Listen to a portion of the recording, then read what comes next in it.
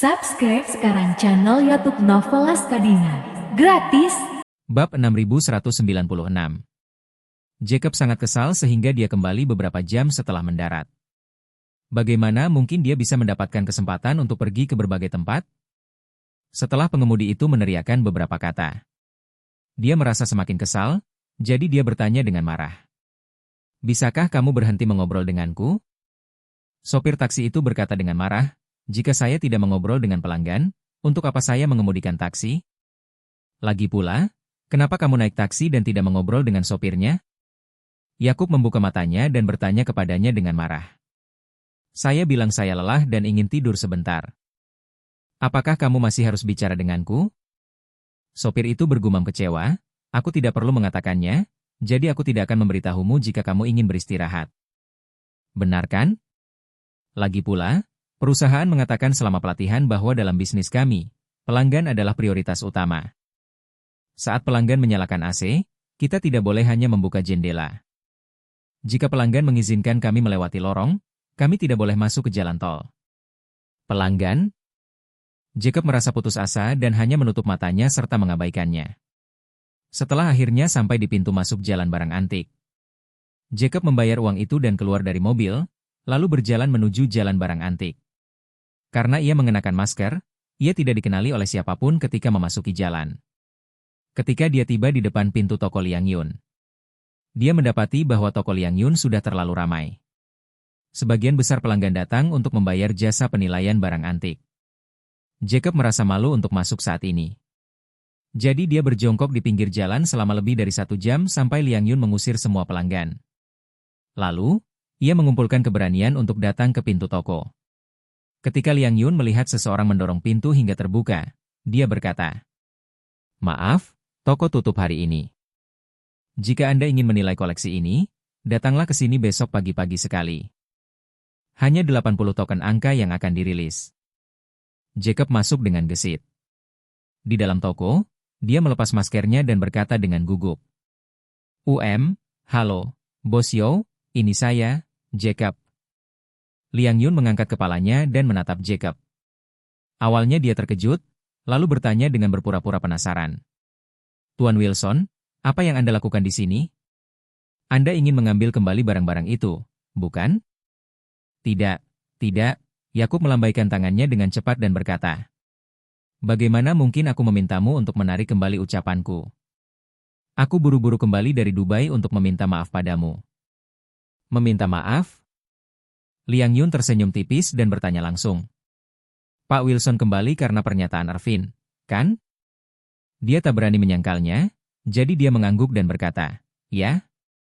Liang Yun berkata dengan tenang, "Pada akhirnya saya mendapat manfaat dari masalah ini, jadi tidak perlu meminta maaf." Jacob belum tersadar, mengira bahwa yang dia katakan adalah dia tidak perlu meminta maaf. Dia berpura-pura sopan, jadi dia dengan cepat mengeluarkan ponselnya, mencari catatan transfer, menyerahkannya dengan tergesa-gesa, dan berkata dengan hormat, "Bos Yo, saya tahu Anda pasti sangat marah. Bagaimanapun, saya telah melakukan sesuatu yang tidak baik. Namun saya juga menyadari kesalahan saya. Untuk menunjukkan sikap saya yang menyadari kesalahan dan memperbaikinya, saya menyumbangkan seluruh 300.000 yuan tersebut kepada Yayasan Amal Aurose Hill. Saya juga berharap Anda akan melihat bahwa saya telah mengambil inisiatif untuk mengakui kesalahan saya dan mengembalikan modal beserta keuntungannya. Demi tujuan mendonasikan semuanya, mohon abaikan pelanggaran ini, apalagi melaporkan masalah ini ke polisi." Setelah mengatakan itu, dia ragu-ragu lagi dan lagi tetapi tetap tidak berani berlutut. Jadi, dia hanya memberi Liang Yun penghormatan yang dalam. Dia membungkuk dengan hati-hati, lalu meletakkan tangannya di depan tubuhnya, menatap Liang Yun dengan cemas, menunggu pernyataannya. Liang Yun melihat catatan transfer di ponsel Jacob. Saya mengembalikan telepon kepadanya, dan berkata sambil tersenyum, "Tuan Wilson, saya tidak sedang bersikap sopan kepada Anda. Saya sungguh tidak marah, sama sekali tidak. Dan saya berkata, sejujurnya, saya tidak berencana untuk menghubungi polisi dari awal hingga akhir." Jacob terkejut dan tanpa sadar bertanya, "Kau benar-benar tidak berencana menelepon polisi?" Liang Yun mengangguk dan berkata dengan serius, "Aku benar-benar tidak berencana untuk menghubungi polisi." Setelah mengatakan itu, Liang Yun menambahkan, "Coba bayangkan, Seluruh kawasan barang antik tahu bahwa saya menghasilkan 20 juta dengan mengambil barang-barang yang hilang. Begitu unggahan WeChat Ervin diposting, semua orang juga mengetahui seluk-beluk masalah ini. Mereka semua secara pribadi mengatakan bahwa kalian adalah anak-anak penyebar uang yang dikirim oleh dewa kekayaan. Jika saya memanggil polisi untuk menangkap Anda saat ini, seluruh jalan barang antik akan menganggap saya tidak bermoral. Lagi pula, inilah yang telah saya lakukan di bisnis barang antik. Setelah bertahun-tahun, saya tahu aturan industri kami, jadi saya tidak bisa merepotkan polisi untuk masalah ini. Belum lagi, saya tidak akan menghubungi polisi jika saya menghasilkan uang. Meskipun saya benar-benar kehilangan 300.000 yuan, saya tidak akan menghubungi polisi. Jacob langsung merasa lega. Dalam satu tarikan napas, hal yang paling ia takuti adalah dipenjara jika ia tidak menjalani rehabilitasi. Kini, dengan jawaban tulus Liang Yun, dia bisa merasa tenang. Namun, tepat ketika dia menghela napas lega, dia tiba-tiba menyadari sesuatu. Karena Liang Yun tidak siap untuk menghubungi polisi dari awal hingga akhir. Bukankah sumbangannya sebesar 300.000 itu sia-sia? Memikirkan hal ini, dia hampir menangis dan mengumpat dalam hati. Sial, tanganku gatal sekali. Kenapa aku begitu ingin menyumbangkan uang? Seharusnya aku segera berdonasi dan menunggu untuk melihat sikap Liang Yun sebelum mengambil keputusan. Seketika itu juga, Jacob yang cemas mengambil ponselnya dari Liang Yun. Saya tak sabar untuk menemukan nomor telepon layanan donasi 24 jam dari Aurose Hill Charity Foundation, dan menelepon mereka langsung.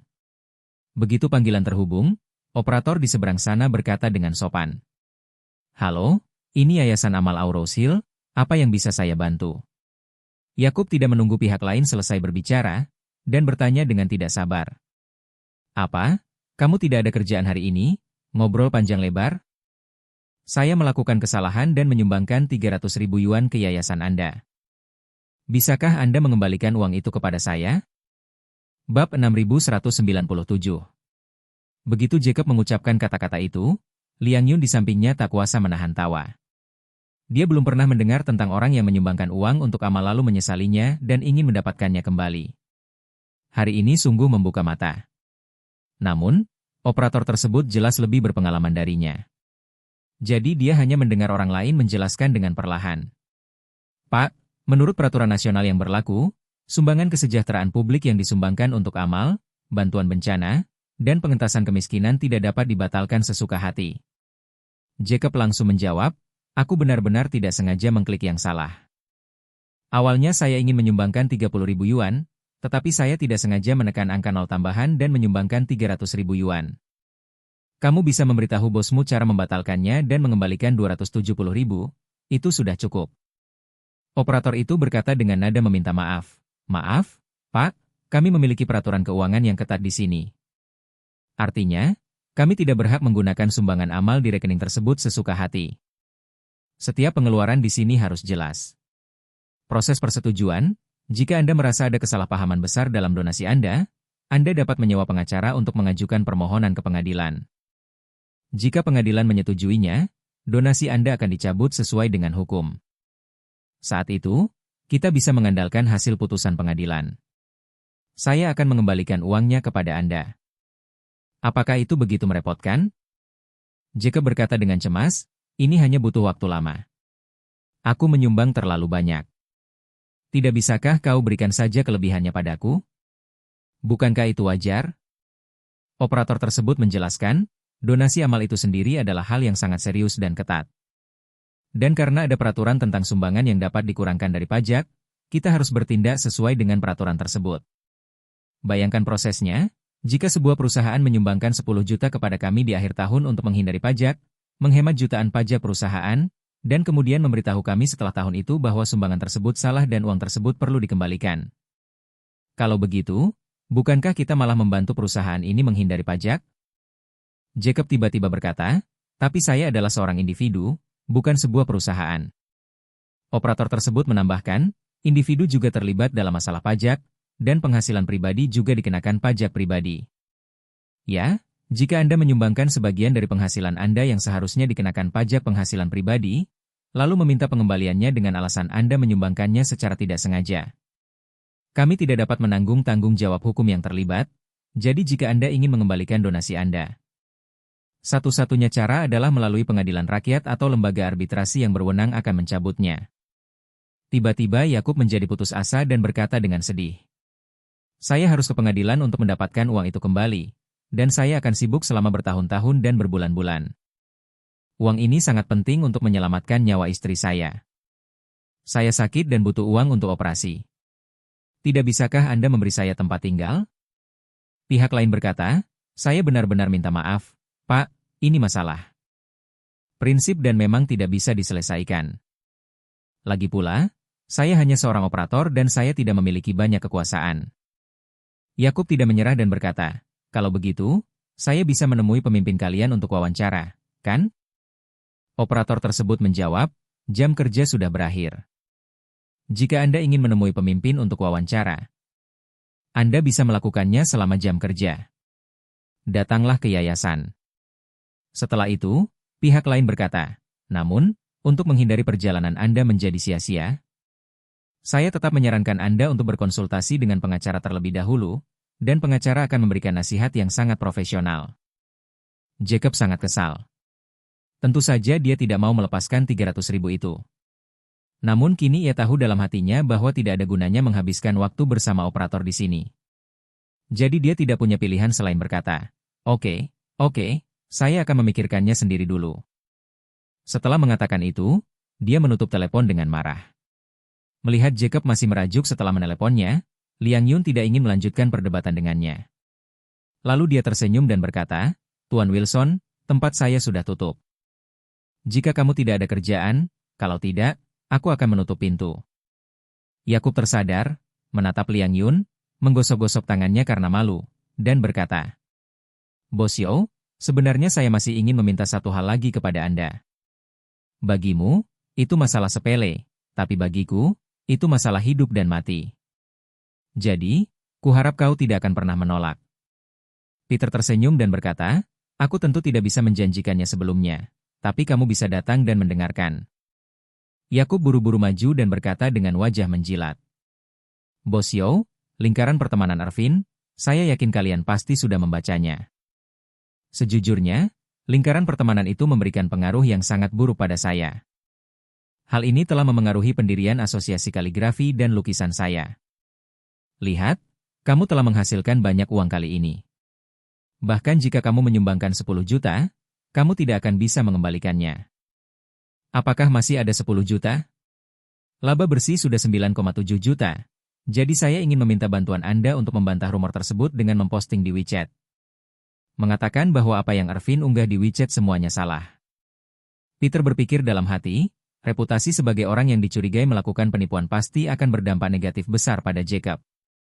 Jika ia tidak sepenuhnya terbebas dari kecurigaan ini, ia akan benar-benar mengalami kesulitan di asosiasi seni lukis dan kaligrafi.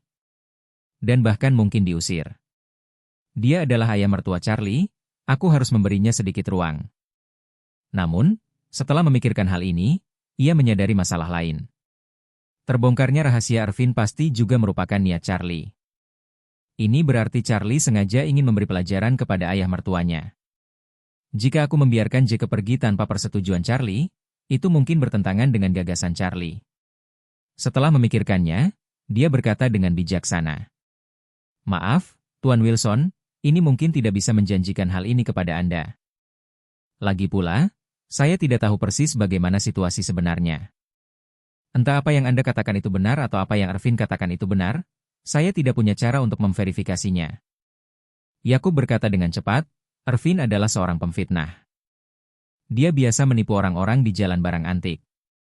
Dia tidak pernah mengatakan yang sebenarnya. Kamu tidak boleh mempercayainya. Peter mengangguk dan berkata, sejujurnya, aku benar-benar tidak mau. Saya tidak ingin terjun ke dalam masalah yang rumit ini untuk mencari tahu siapa yang benar dan siapa yang salah. Jika Anda bersikeras bahwa konten yang dia unggah itu tidak benar. Kalau begitu, saya sarankan Anda menghadapinya secara langsung. Asalkan kamu bisa menang melawannya dalam konfrontasi. Kalau begitu, Anda tidak bersalah dan reputasi Anda tidak akan terpengaruh sedikit pun. Jacob berkata dengan canggung, Aku sudah putus dengan Ervin, jadi aku tidak ingin menghadapinya. Setelah itu, dia menatap Liang Yun dan memohon. Bos Yo, lihat saya Saya jelas lebih dapat diandalkan daripada Ervin. Ervin berbuat curang dan menipu sepanjang hari. Akankah dia menyumbang untuk amal? Tapi aku bisa. Bab 6198. Begitu mengatakan itu, Jacob menyadari bahwa permintaannya untuk mengembalikan uang barusan adalah sebuah penghinaan. Dan dia dengan cepat meredakan situasi. Tentu saja, saya tidak memiliki dukungan finansial yang cukup untuk menyumbangkan 300.000 sekaligus. Tapi kamu sudah mendengar panggilan yang baru saja saya lakukan. Saya bersedia menyumbangkan 30.000 yuan. Ini bukan jumlah yang kecil. Ya, Peter tertawa sinis dan berkata. Tidak buruk untuk menyumbangkan 30.000 yuan. Lagi pula, cinta tidak bisa diukur hanya dari jumlah donasi. Setelah itu, dia menambahkan, tapi saya benar-benar tidak bisa membantu Anda dengan masalah yang baru saja Anda sebutkan. Sejujurnya, saya masih baru di sini. Yang tidak saya inginkan adalah terlibat masalah. Dan saya tidak ingin melewati perairan berlumpur, jadi saya meminta Tuan Wilson untuk mencari cara lain. Yakub masih enggan menyerah, dan berkata dengan cepat. Bos Yo, jika Anda tidak ingin memposting di Moments, tidak apa-apa. Saya akan menengok ke belakang. Temui presiden kita, Anda bisa menjelaskan masalah ini dengan jelas kepada presiden kita secara langsung. Tidak ada yang namanya penipuan. Selama presiden kita memegang teguh kata-kata Anda, dia akan mampu meyakinkan semua orang ketika dia kembali ke Asosiasi Seni Lukis dan Kaligrafi. Liang Yun menggelengkan kepalanya. Maaf, Tuan Wilson. Saya tidak bisa melakukan hal seperti ini. Sebaiknya Anda mempekerjakan orang lain. Meskipun begitu, dia tidak ingin terus menghabiskan waktu bersama Jacob. Maka ia langsung membuka pintu toko dan berkata kepadanya. Tuan Wilson, apakah Anda akan pergi? Jika Anda tidak pergi, aku akan pergi duluan. Tolong bantu aku mengunci pintu dari luar saat kamu pergi. Jacob tahu bahwa dia sedang mengeluarkan surat perintah pengusiran, jadi dia hanya bisa pergi dan berkata tanpa daya. Baik, Pak Yo, pertimbangkan dengan saksama.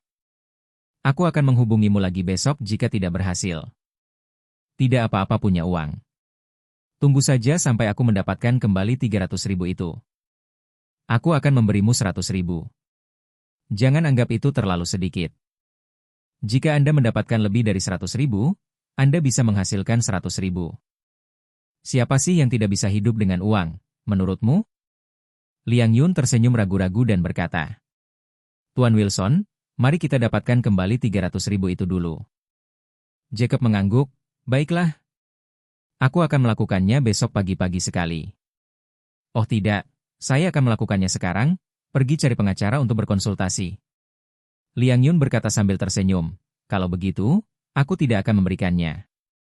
Jacob melambaikan tangannya, kamu tetap di sini, aku pergi duluan. Setelah itu, dia berbalik dengan tidak sabar dan meninggalkan jalan barang antik tersebut. Dia ingin merencanakan konsultasi dengan firma hukum. Ketika Liang Yun melihatnya pergi, dia kembali ke toko. Sebenarnya, dia tidak berniat untuk pergi. Dia hanya mengatakan ingin pergi karena tidak ingin terlibat dengan Jacob. Namun, untuk menghindari masalah, dia tetap menggantungkan tanda tutup di luar pintu dan mengunci pintu dari dalam. Saat itu, seorang pria tiba-tiba keluar dari pintu dan bertanya melalui pintu kaca. Bos, boleh saya tunjukkan sesuatu yang lain?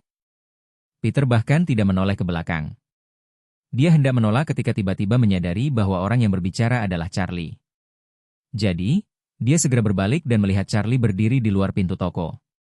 Senyum tersungging di wajahnya, dia mengambil 2 langkah cepat untuk membuka pintu. Lalu bertanya sambil tersenyum, Pak Wade, sudah lama sekali kita tidak bertemu. Charlie tahu bahwa Peter terus mempertahankan kepribadiannya sendiri. Berdasarkan pengaturan identitasnya saat ini, dia secara alami mengenalnya. Namun sejak ia diusir dari toko barang antik, ia tidak lagi berhubungan dengannya. Jadi, Charlie juga tersenyum dan berkata, Bos Yo, sudah lama tidak bertemu, sekarang Anda sudah menjadi bos untuk diri sendiri. Peter berkata dengan sangat rendah hati, ini adalah bisnis kecil. Tidak perlu dibahas. Saya penasaran mengapa Tuan Wade ada di sini. Charlie menanggapinya dengan santai. Dia mengeluarkan jimat yang terbuat dari kerang dan berkata, saya menemukan sesuatu secara kebetulan, dan saya ingin meminta Anda untuk melihatnya. Peter mengangguk, membuat isyarat undangan, dan berkata, "Tuan Wade, silakan masuk." Charlie melangkah masuk ke toko, Liang Yun menutup pintu lagi. Lalu berkata kepada Charlie sambil tersenyum, "Tuan Wade, apakah dia tahu bahwa Anda akan datang ke tempat saya?" Charlie berkata sambil tersenyum, "Dia tidak tahu bahwa aku ada di sini." Menunggunya keluar dari kedai teh di seberang jalan sebelum turun. Setelah itu, dia bertanya kepada Liang Yun, "Paman You, apa yang dikatakan ayah mertua saya ketika beliau datang menemui Anda?" Liang Yun berkata sambil tersenyum, "Pertama, dia mengatakan bahwa dia menyumbangkan semua uang itu dan meminta saya untuk tidak menghubungi polisi. Saya bilang padanya bahwa saya tidak berencana menelepon polisi. Jadi dia segera menelepon badan amal itu lagi dan meminta mereka mengembalikan uang tersebut. Pihak lain mengatakan bahwa dia perlu menempuh jalur hukum. Jadi dia berencana mencari pengacara dan ingin saya membantunya sebelum pergi. Saya tidak setuju untuk membantah pernyataan Irvin, tetapi saya tidak sepenuhnya menutup kemungkinan itu." Charlie menggelengkan kepalanya dan tersenyum. Sepertinya benda-benda mudah diubah, sedangkan alam sulit diubah. Saya pikir dia benar-benar bisa menyadari kesalahannya. Aku tidak menyangka bahwa satu-satunya hal yang ada di pikirannya adalah tempat duduk itu. Setelah mengatakan itu, Charlie berkata lagi, "Paman You, Paman tidak perlu berbicara dengannya lagi. Dan jangan beri dia ruang sedikit pun dalam masalah ini. Dia harus bisa menyumbangkannya. Terserah dia untuk mendapatkan uangnya kembali. Tapi soal reputasinya, biarlah tetap buruk jika memang buruk." Charlie bukanlah tipe orang yang suka menyembunyikan kekurangannya. Serangkaian tindakan genit ayah mertuanya kali ini benar-benar merusak reputasinya. Dan dia tidak menyesal. Tentu saja, Charlie tidak bisa membantunya secara diam-diam lagi. Oleh karena itu, ia menyerahkan masalah ini kepada ayah mertuanya, yang telah memutuskan untuk membiarkannya saja. Namun, Petrus berbicara dengan baik hati untuk Yakub pada saat itu dan berkata, "Tuan Wade, sebenarnya, sampai batas tertentu dapat dimengerti mengapa Tuan Wilson melakukan ini. Ketika dia memecahkan vas itu, sebenarnya itu karena rencana saya. Aku membiarkan dia melakukannya. Saya memukulinya agar aktingnya lebih realistis. Wajar jika dia menyimpan dendam." Bab 6199. Charlie mengangguk dan menghela napas, tidak apa-apa menyimpan dendam, dan tidak apa-apa untuk membalas dendam. Hanya saja, metode ini agak kurang estetis. Tapi meskipun begitu, menurutku itu bukan masalah besar jika dia ingin menjaga harga dirinya di hadapanmu. Namun masalahnya adalah dia tidak mengerti apa artinya menyerah ketika keadaan menjadi baik. Sebelum Irvin mengungkap masalah ini, dia sebenarnya tidak begitu penting. Meskipun dia menjual barang bagus kepada saya, barang itu sendiri dijual kepadanya oleh orang lain. Dan dia juga mengambil keuntungan bersih sebesar 200.000 yuan darimu. Hal buruknya adalah orang-orang tidak mencukupi. Dia tahu bahwa patung Buddha perunggu itu dijual dengan harga tinggi. Dan dia ingin mendapatkan kembali patung Buddha perunggu itu. Jika tindakannya tidak berlebihan, saya tidak akan membiarkan Irvin membongkar masalah ini. Setelah itu, Charlie menghela napas, pada akhirnya. Dia masih belum mampu membelinya, masih terlalu sulit baginya untuk menyerah dan menerima kekalahan. Peter berkata sambil tersenyum, kebanyakan orang tidak bisa menerima kehilangan 20 juta hanya dalam sekejap. Tuan Wilson ingin melakukannya. Sampai batas tertentu, dapat dimengerti bahwa barang-barang itu perlu dikembalikan. Setelah mengatakan itu, Peter menambahkan, mengenai dampak selanjutnya, selama saya tidak mengatakan apapun tentang masalah ini dan tidak melapor ke polisi. Tidak ada cara bagi dunia luar untuk menggambarkannya. Selama ada yang membantunya, dia seharusnya masih punya tempat tinggal. Namun, hubungan antar kolega mungkin akan menjadi lebih tegang di masa mendatang. Charlie tersenyum dan berkata, "Biarkan dia pergi, aku belum siap untuk ikut campur dalam masalah ini." "Baiklah." Peter mengangguk dan berkata, "Bagi Bapak Wilson, gaya dan logika kerjanya masih kurang matang dan teliti. Mungkin dia belum pernah memulai bisnis seumur hidupnya dan belum pernah mengalami badai apapun. Kemampuannya secara menyeluruh masih dibandingkan dengan sebagian besar rekan-rekannya. Terlalu banyak kekurangan." Charlie sangat setuju dengan penilaian Peter tentang Jacob. Meskipun ayah mertuanya menjalani hidup yang tidak berguna, dia sendiri tidak pernah mengalami kesulitan apapun. Dia tinggal bersama keluarga Wilson setelah lulus kuliah. Setelah lelaki tua itu pergi, kehidupan berubah drastis. Intinya adalah dia sudah terbiasa ditindas oleh istrinya, wanita tua itu, dan kakak laki-lakinya yang tertua di rumah selama bertahun-tahun. Dan penurunan taraf hidup materialnya tidak terlalu berpengaruh padanya. Lagi pula, dia berbaring telentang di sarang emas dan perak. Dan anjing di dalam liang lumpur itu juga berbaring telentang. Namun, ia ingin menjadi presiden Perhimpunan Kaligrafi dan Lukisan. Bukan karena ambisi atau bakat yang muluk-muluk. Satu-satunya tujuannya adalah untuk mengumpulkan beberapa hal yang bisa dibanggakan agar dia bisa terlihat percaya diri saat keluar rumah di masa depan. Hanya itu saja. Oleh karena itu, dilihat dari kemampuan sosial mertua laki-laki saat ini yang komprehensif. Mungkin tidak sebaik seorang pemuda dengan pengalaman kerja sosial selama 3 hingga 5 tahun.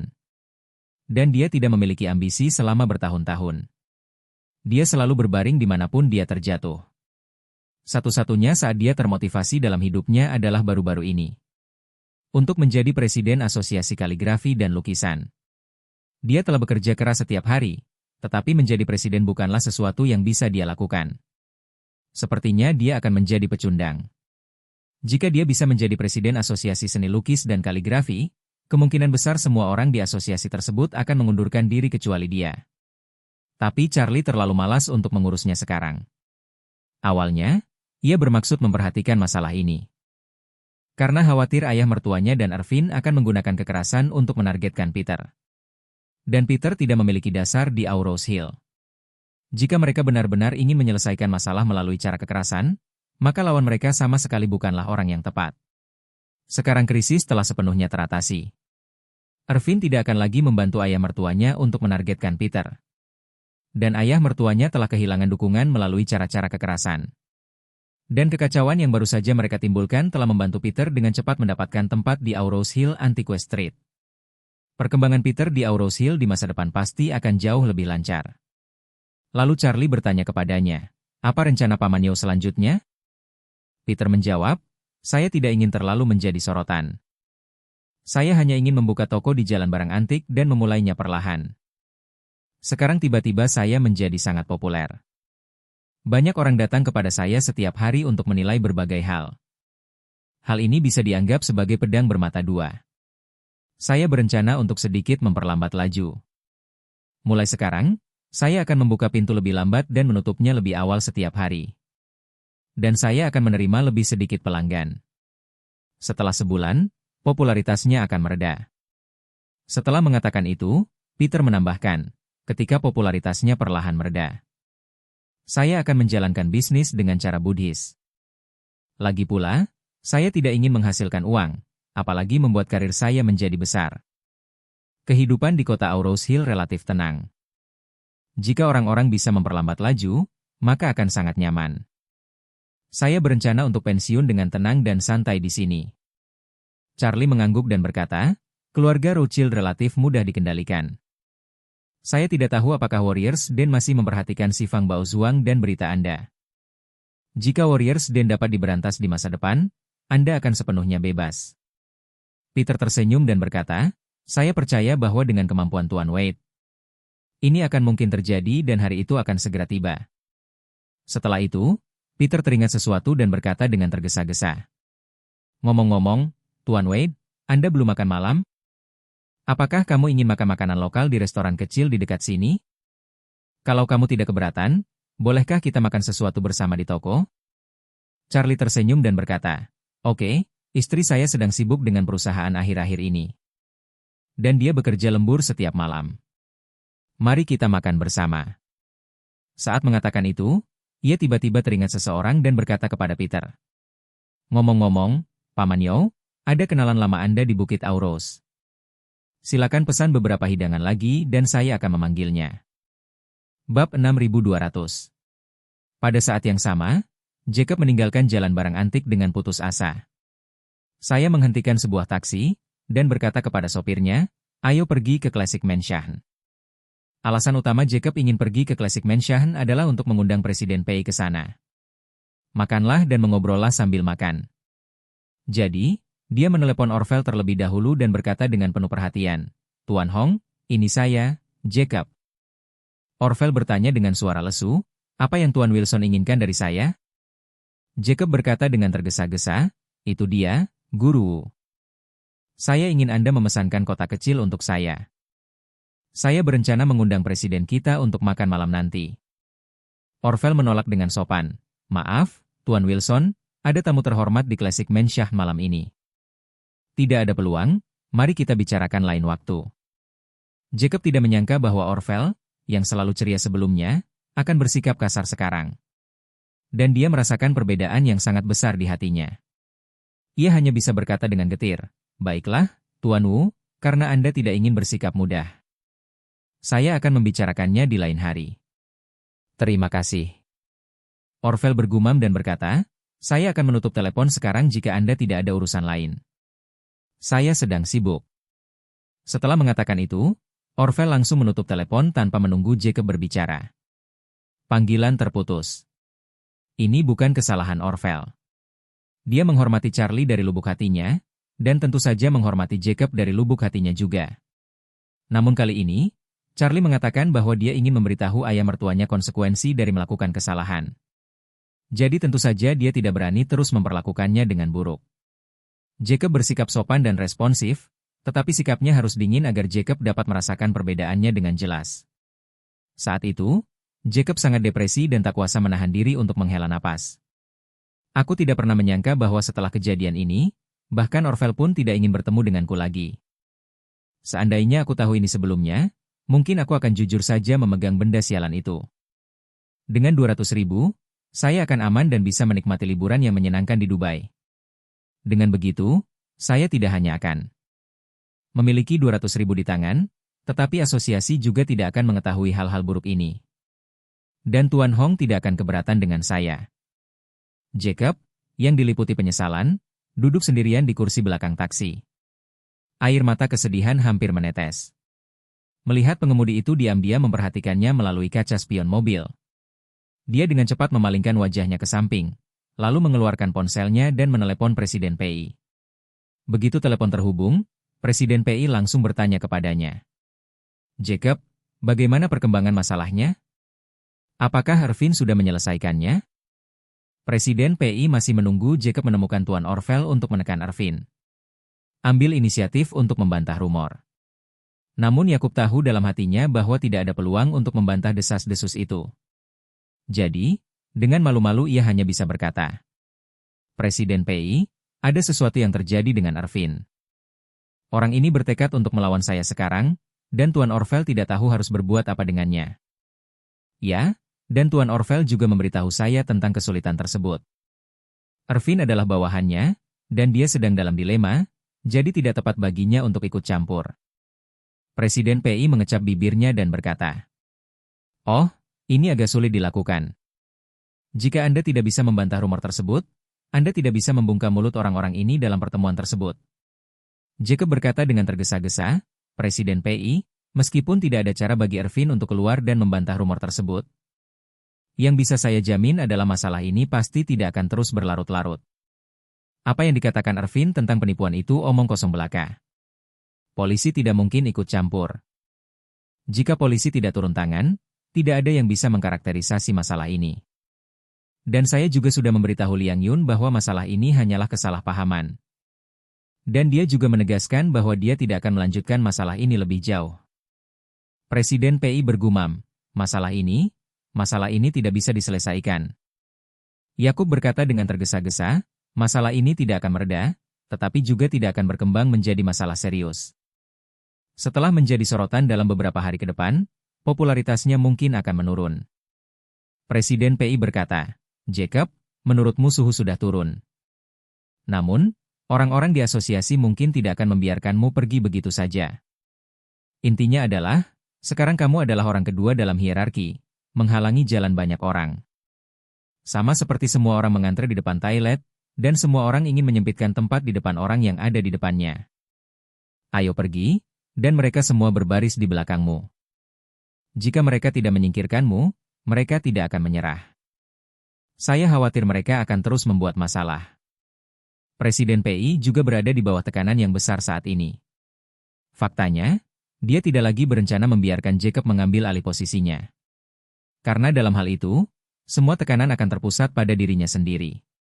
Jika Jacob membongkar skandal tersebut dan tetap membiarkan dia menduduki posisi itu, orang-orang itu pasti akan membuat masalah dengannya dan bahkan membicarakannya kepada dunia luar untuk melindungi Jacob. Namun, dia tidak berani terlalu menyinggung perasaan Jacob. Lagi pula, dia tidak tahu bagaimana sikap Orvel terhadap Jacob saat ini. Jika dia menyinggung perasaan Yakub dan Yakub membencinya, jalan yang akan ditempuhnya di masa depan tidak akan mudah. Oleh karena itu, keinginan terbesar Presiden PI saat ini adalah agar Jacob dapat secara sukarela mengundurkan diri dari persaingan untuk posisi presiden. Sebaiknya juga posisi wakil presiden eksekutif.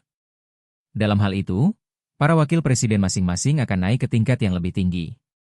Dan dia akan mampu meredakan emosi mereka. Ngomong-ngomong, membiarkan Jacob tetap berada di asosiasi tidak akan terlalu menyinggung perasaan publik. Jacob belum memahami arti kata-kata Presiden PI, jadi dia berkata, "Presiden PI, orang-orang itu hanyalah belalang setelah jatuh. Mereka tidak akan bisa membuat masalah selama beberapa hari. Jika kamu dipromosikan, aku akan menjadi presiden. Tentu saja, saya punya cara untuk menghadapi mereka dan membuat mereka berperilaku jujur." Presiden PI buru-buru berkata, "Jacob, kau masih belum mengerti. Ini bukan soal apakah Anda diizinkan untuk melakukan pekerjaan presiden, tetapi apakah Anda mampu melakukannya. Ini tentang tetap berada di dalam asosiasi. Yang mereka inginkan adalah mengeluarkanmu dari asosiasi. Jika tidak, mereka akan terus membuat masalah. Dan mereka bahkan mungkin pergi ke kota untuk melaporkan situasi tersebut. Jika kota ini juga merasakan hal yang sama. Jika hal itu merusak reputasi asosiasi dan meminta Anda untuk mengundurkan diri dari asosiasi, aku tidak bisa melindungimu." Tiba-tiba Jacob panik dan bahkan berteriak dengan nada yang sangat cemas. "Presiden, saya mohon bantuan Anda sekarang juga.